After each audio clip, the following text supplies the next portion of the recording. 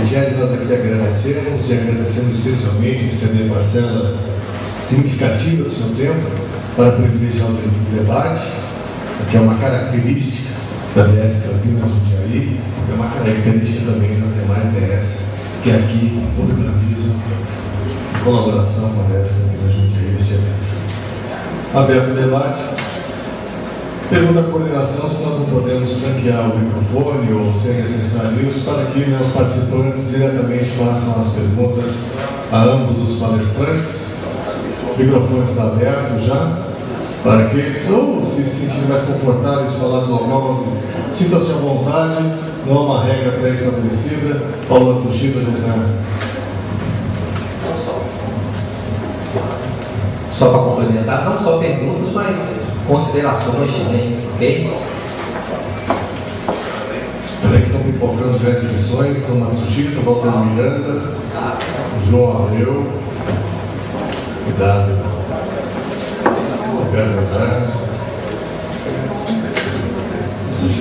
Boa tarde a todos. Sou Paulo Matsushita, vice-presidente aqui da Delegacia Sindical Campinas Jundiaí. Parabenizo ali os dois palestrantes por esse belíssimo debate que nos foi proporcionado, né? Era esse realmente o objetivo da organização, fazer uma reflexão mais ampla aí, em voo panorâmico, né, sobre o nosso momento histórico. Né? Queria fazer um comentário breve e depois fazer uma pergunta. Eu estou com 52 anos de idade, vivemos, a minha geração, né, viveu um processo ainda, né, do final aquela outra alternativa que existia. Tínhamos críticas, obviamente, era um socialismo burocrático, né? Mas funcionava como uma contenção, né, para aquela agressividade do capital. Né? A nossa geração também viveu aquela ascensão das lutas nos anos sociais e políticos nos anos 80, né, de todo o período da ditadura, a reconstrução da organização. Nesse rastro veio o PT, a CUT e o MST. Né? Então, para essa geração, né, que viu tudo isso, né, depois as lutas anti-neoliberais dos anos 90, ter vivido aquela nova, profunda crise do capitalismo. Crise entre aspas, porque a gente sabe que a crise é um componente do capitalismo, né? É cíclico. Né? O capitalismo, na verdade, se alimenta dessas crises também. Né? Mas ter vivido um terremoto de escala Richter 8.0, que foi a crise de 2007 e 2008. Né? Para quem não viveu 1929 como nós tivemos essa oportunidade. Né? Ter ocorrido aquela gigantesca socialização de prejuízos, com o Estado financiando os banqueiros, né? E não ter ocorrido uma reação dessa alternativa ausente que o Borges citou, foi uma grande frustração para nós e tem a ver com esse elemento estrutural que é a debilidade da esquerda de dar conta, né, desse gigantesco desafio que está à nossa frente. E realmente essa é uma questão dramática que merece toda a nossa atenção. E eu quero fazer uma nota breve, também rápida, um registro, né, em relação ao povo grego, né, que a partir de toda justamente essa fragilidade da esquerda, né, com aquela intervenção da União Europeia, a perda de soberania da Grécia, que a Grécia está vivendo, que foi acontecendo no caso da Itália também, em outros países europeus, a valentia daquele povo grego, né, resistindo com greve, com passeatas, com movimentos, é uma coisa realmente admirável, tendo em vista justamente essa fragilidade de uma alternativa de dar conta, né, de todo aquele dano que a gente está vendo no cenário europeu. A minha pergunta, para encerrar, Obviamente, a exposição dos palestrantes não se pretendeu ser exaustiva, obviamente, por causa do tempo, mas há um elemento forte na conjuntura que eu gostaria que fosse apreciado, né, em caminho para os dois palestrantes. O quanto que esse cenário vai piorar no Brasil com o pré-sal? A pergunta é provocadora, eu sei. Porque todo mundo está vendo o pré-sal como, né, uma grande alternativa econômica para o Brasil. Mas a gente sabe também, né, as doenças sociais, econômicas e políticas que esses países que têm uma matéria-prima abundante, principalmente o petróleo, sofrem. Né? É dança holandesa que chama? É isso? Dança holandesa, né? Está tentando lembrar ali. Né? Então, por isso a pergunta é provocadora. Né? Eu acho que é um elemento importante na conjuntura do Brasil, né? E deixo essa pergunta nessa forma provocadora. O quanto que isso vai piorar com o pré-sal? Muito obrigado.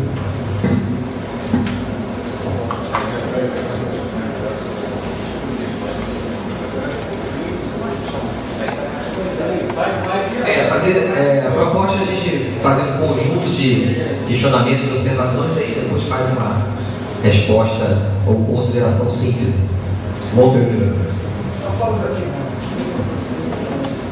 Colegas, a gente vê aí na palestra de março, conhece muitos anos, você sabe bem, muitos que você escreve, televisão,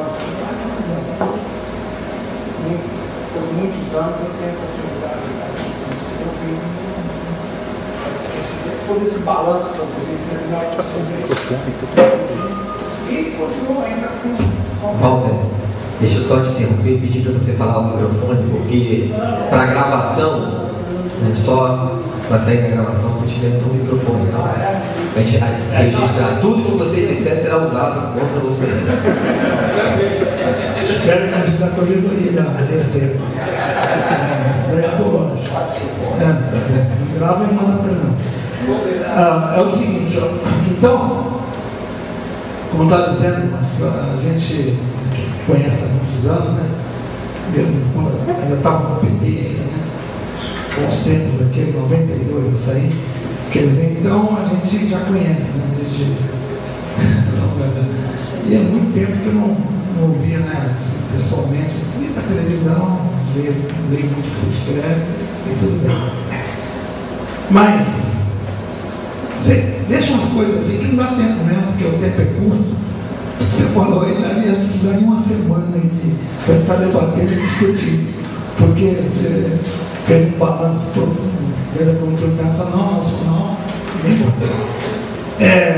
Mas umas perguntas que me deixam mesmo assim intrigado, sabe? Por exemplo, você colocou Serra e Lula, tanto faz para a burguesia, né, para o inimigo de classe. Serra e Lula, isso é triste, né? Quando a gente na década de 80, né, a gente dizia o seguinte: trabalhador volta trabalhador, trabalhador ele sabe produzir, também sabe governar. Essas eram as consignas na época, né? Que a gente saía para um governo sem patrões. É isso que a gente falava, não é isso? E de repente a gente vê essa situação aí, né? Serra, Lula, tanto faz para a burguesia. Aliás, estão mais felizes com o Lula, porque eu estou sentindo, nesse sentido aí, o Lula e a Dilma. Depois vem aqui, a correlação de forças. Quantos votos você tem? Então vem a via eleitoral, o Litieri colocou. Então joga para a via eleitoral. Né? Quer dizer, quantos votos você tem para poder enfrentar esse inimigo de classe aí? Né? Então, quer dizer, então é via eleitoral. Isso aí, né? Os companheiros do pessoal. Eu sou do PSTU. Eu quero colocar aqui, eu mandei um e-mail. Acho que enriqueceria bem o debate, né? Se não tivesse só os companheiros do pessoal que conhecem mais, mas também tivesse pelo menos com lutas, com o PSTU, para a coisa ficar mais, o debate ficar mais rico. Inclusive todos os questionamentos. Mas essa questão da eleição, né? É um negócio complicado. A gente, o companheiro do pessoal sabe, nós do PSTU a gente vem chamando há muito tempo a construção de uma frente de esquerda. E daí é complicado, porque aquela questão eleitoral sempre entra e aí vai, não, esses caras são todos doidos. Se meia dúzia de cara pinado aí, fica propondo aí o quê? Esse caras aí não tem nenhum deputado, não tem nada aí, fica quieto. Então você tem que pegar o poder via eleição. Ele está vendo que via eleição, aí colocou sem forma política, sem nada, como é que faz? Eu não acredito nesse sistema político aí, certo? Outra coisa também, a questão mesmo da força, né, do capital. A gente vai lá, faz uma mobilização, a gente faz vai lá o Pedro, o pessoal chama, não tem que ir lá fazer trabalho parlamentar, vamos lá com o deputado lá, gravatinha, mas aí vamos lá falar com o deputado. E os patrões ficam dando risada, colocou aqui, porque a gente faz um dia de mobilização lá, faz um agito com métodos ligados pingados, os caras todo dia ferrando a gente. Todo dia. Então eu vim falando muito tempo, vamos pra rua. Mas que rua, que não sei o que tal, quer dizer. Mas então a gente vai lá falar com os parlamentares. De onde serão os recursos que você colocou? E é tão claro de onde tem que sair o recurso para poder pagar essa crise que vai se agravar no meu ponto de vista. Se essa marolinha, não sei o que, eu acho que não é assim, no meu ponto de vista. Tudo bem? De onde será o recurso? Para nós ficar claro. Quem está rico, quem paga a crise é a classe trabalhadora, não mais perdendo nesse país. E quem ganha que é o capital, latifundiário, banqueiro, então eles têm que pagar a crise. Então não tem de ser o recurso, é deles. A classe não está no sindicato nem no partido, realmente. Isso é triste, João. Bom, isso é triste, rapaz, muito triste você ver a classe trabalhadora, certo? E os filhos da classe trabalhadora perdendo no mundo do crack. Certo?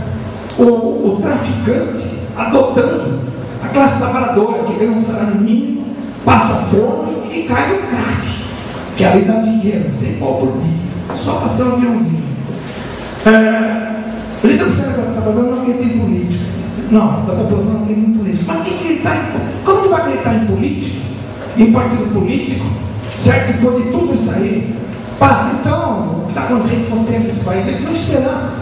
Tinha uma esperança.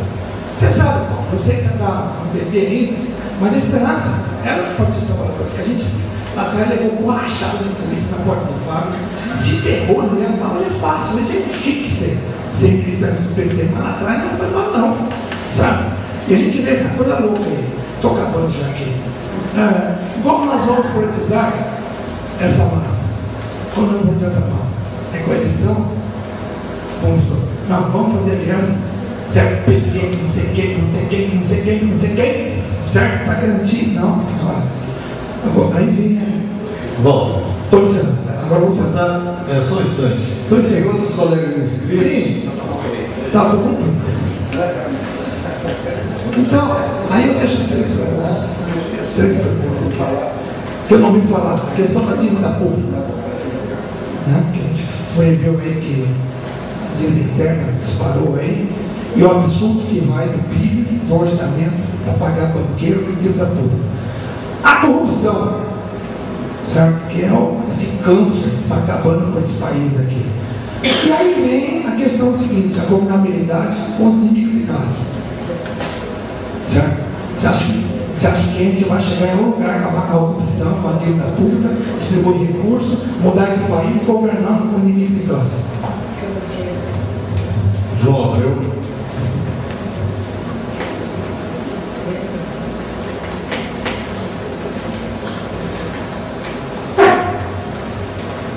Boa tarde a todos, João Abreu, presidente da Delegacia Sindical do Rio de Janeiro. Meu partido político é o Sindicato Nacional. Partido da Guarda, né?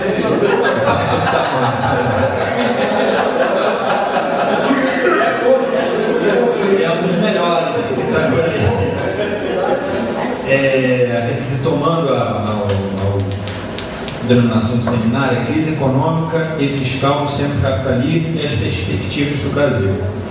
Pegando a fala do Marcos Suchita, em que ele diz que lá em 2007, 2008, o que nós tivemos foi uma transferência de renda do Estado para os banqueiros, do Estado socorreu os banqueiros. De que forma fez isso? Emitindo moeda, os Estados Unidos emitiu moeda, e aí nós temos hoje aí uma crise de liquidez, o mercado está cheio de dólar, feito lá para socorrer os bancos, e dólar, euro, e agora nós temos a Dilma ontem reclamando dessa situação. E qual é a perspectiva? Qual o cenário econômico que nós temos? Porque se o dólar continuar baixando, a gente não exporta. Se não exportar, não gera emprego. E baixando, a população vai continuar viajando ao exterior, gastando dólar. Então nós vamos ter uma crise aí cambial nossa, uma crise na balança de pagamentos. Enfim, qual é a perspectiva? Qual o cenário que nós temos? Bom, concluído esse primeiro bloco de perguntas e considerações, eu passo a palavra aos palestrantes que podem se organizar. Bom, obrigado pelas questões, considerações. Acho que são elas todas pertinentes e muito difícil resposta assim, a curto prazo, e grande parte delas são minhas questões. Não somente tanto respostas, eu acho que eu sou um na universidade, entendo que o mundo, em grande medida, é movido pelas questões, pela curiosidade. Certo? E valorizo muito as questões. Eu quero dizer, na verdade, do ponto de vista da esquerda, eu acho que nós estamos, na verdade, vendo uma questão maior que é a crise de direção. A esquerda não tem direção. Ou todos querem ter a sua direção, que não é uma direção só. E nós estamos queimando a direção do longo prazo pela perspectiva do curto prazo. Isso acho que é uma questão de grande dificuldade. Se nós não tivermos um projeto, uma direção para o projeto, o que ocorre é que temos muitos projetos, mas sem nenhum capaz de aglutinar as diferentes concepções. Olhando o Brasil como um todo, o que acontece é o seguinte: o Getúlio lidera um projeto de modernização que é inegável, que é o Brasil dos anos 50, dos anos 70, comparado com o Brasil dos anos 20, mas é um projeto sem reforma. Fizemos reformas clássicas do capitalismo contemporâneo, tinha reforma agrária, a cultura fundiária pior do que era em 1870, o primeiro levantamento que fez com a cultura fundiária brasileira. No Brasil, os ricos não pagam imposto. Fizemos uma reforma tributária. Mas não há dúvida que houve uma modernização. A estrutura social se alterou dramaticamente. O Brasil é um país agrário, um país com base industrial e urbana. Mas o Getúlio, na verdade, conduz uma grande frente política, que tinha de comunista a fascista. O fundo é o seguinte: é a crise de direção. Como é que nós dirigimos isso?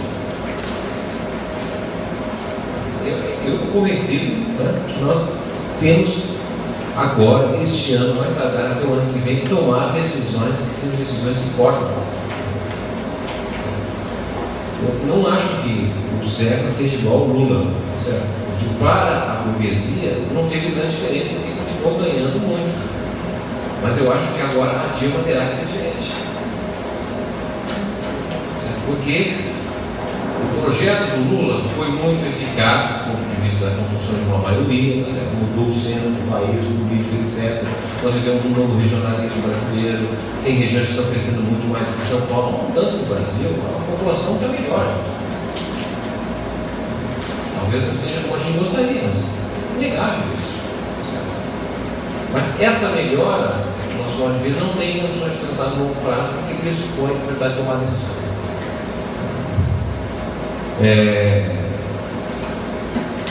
A impressão que eu tenho é que há uma forte dúvida sobre essa maioria, sobre a continuidade dessa maioria. Por isso que o processo eleitoral desse ano é chave para definir os caminhos para o eleitorado. Porque o que acontece, nós podemos caminhar num ambiente como fora, no final dos anos 50 e início dos anos 60, que é um movimento de paralisia do país. O João Goulart lançava o projeto de lei de reforma agrária de manhã e de tarde a UDN e o PSB lançava o projeto de concentração fundiária. Na verdade, você tem uma tensão de blocos que não tem um encaminhamento, uma paralisia no país. Em 64, queremos ou não, foi um movimento que tinha base social. Foi autoritário? Foi, mas tem base social. Tem mais de 1 milhão de pessoas que fizeram passeadas em São Paulo. Então, vocês combinam o que nós vamos vendo, né? O quadro de corrupção, a política não resolve. Certo? Quais são as definições de país?